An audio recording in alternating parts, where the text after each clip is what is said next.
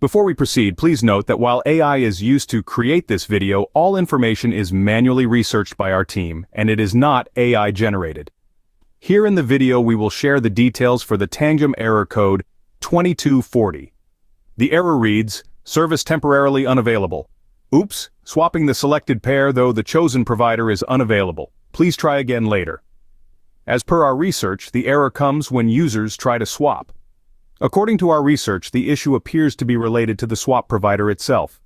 On Tangem, swaps are operated by external partners. In case the external partners are experiencing any issues with their system, then users may get this error while swapping.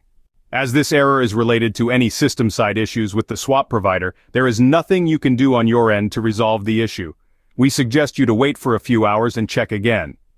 In case the error still persists, then you can report the issue to Tangem support by sending an email to support@tangem.com. In the email, make sure to provide all the details related to the error. Thank you so much. This is all we have for this error. If you like this information, don't forget to subscribe. It will be a great support. And for more tech updates, visit queries.com.